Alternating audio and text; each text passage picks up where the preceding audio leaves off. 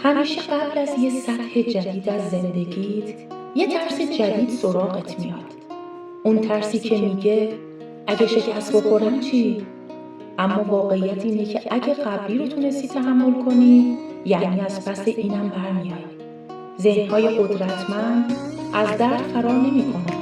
اون رو تبدیل می‌کنن به قدرت، تجربه و جسارت.